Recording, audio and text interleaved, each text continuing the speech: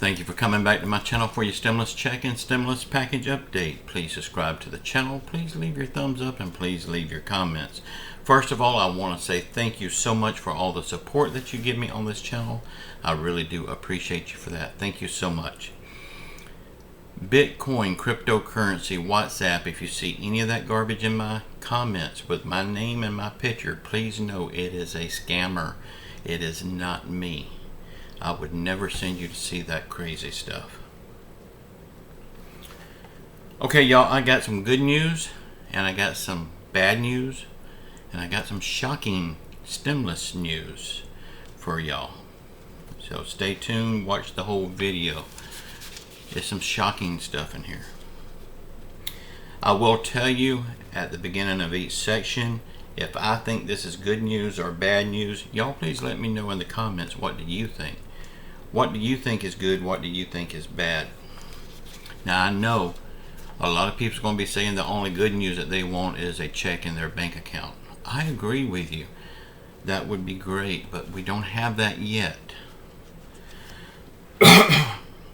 Y'all, if you didn't see my video this morning, I am talking about the truth about the fourth stimulus check, whether we'll get it or not. I'm breaking down the truths there. Please go back and watch it. Okay, y'all. Good news. This is what I think is good. Y'all let me know what you think. There have been 13 subcommittees that has been working on the $3.5 trillion plan. And they all say that they are done now drafting this bill. And now it can move on to the House, where they can begin negotiation on this bill. Y'all, this is very, very big. We have been waiting on them to get through with this thing forever. Well, now they're finally through. We can start seeing the things that's in the bill. We know kind of what's in it, but now we'll start seeing the things that are really in it and the things that will be negotiated into it. Bad news. In this draft, early this week, they had a vote on a way to lower prescription drugs. But there was some Democrats that voted no on this because they have big pharma backers and they didn't want to mess up their campaign contributions. These Democrats that voted no on lowering prescription costs was Peters from California, Schrader from Oregon, and Rice from New York. They voted against lowering your prescription cost, helping you get your medications that you need. So y'all, these are 3 more that needs to be voted out in the midterms or in the 2024 vote, whenever they're up for election. We need to get these people out, because this is proof positive. They don't care about you or your health, or else they would have voted yes to lowering your prescription cost. Good news. Y'all, when I'm saying good news or bad news, this is my opinion. I want your input too. What do you think? Good news. All the lawmakers that say they will vote no and stop the people from getting the help that they need by passing these bills, they are committing political suicide on their own career. So in the end, I think they will find a way to vote yes and let both of these bills pass. Because if they don't, the Democrat Party is dead. They will lose control of the House, the Senate, and the White House. And I just don't think they want to do that. I mean, the Democrat Party will be gone if they vote no and the American people don't get the help that they need. Okay, bad news. Again, this is my opinion that it's bad. I think they will remove the SALT tax that Trump put in place. Why? Because these lawmakers are rich, and removing the SALT tax will benefit them and their rich corporate buddies. The lawmakers makes between $174,000 and $200,000 per year. That makes them very wealthy. And removal of this salt tax will put more money in their pockets and more campaign donations in their kitty.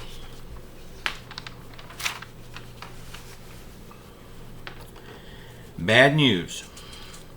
Right now, Nancy Pelosi does not have the votes that she needs to get this $3.5 trillion bill passed. This is why she is holding on to the first infrastructure bill until they can get this $3.5 trillion bill passed. By holding it in her possession, she will force a yes vote on the $3.5 trillion bill. She hopes. And we hope. Shocking news. This is very shocking. A watchdog group has revealed that the Pentagon has spent over $14 trillion on war. Now this is war total. This would be bombs, supplies, everything that has anything to do with war. They have spent $14 trillion since September 2001. That's your money. Your money has been spent on war. $14 trillion. But yet they let the elderly die. They let the disabled die. They let everyone in the United States go without everyday necessities like healthy food because they can't afford it, medications because they can't afford it, and these lawmakers voted not to lower the medication cost. So they are killing innocent people in their wars, and they are killing the American elderly and disabled by not helping them get the things that they need to survive. How does that make you feel about our government? $14 trillion, and they're still fighting over 3.5 to help the most needy in our country. And the $3.5 trillion bill has paid for us. It has a way to pay itself back. But they're still fighting over it. But yet they can spend $14 trillion of your tax money on war. Y'all, as crazy as this sounds, I have a plan to end all wars overnight. And there will never be another war anywhere in the world.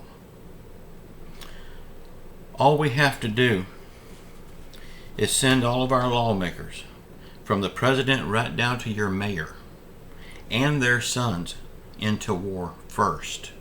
If they create this war, they should be willing to go to that war. And I'm not talking about some cushy office job. I am talking about frontline battle duty. If they do this, there would never be another war anywhere in the world, guaranteed.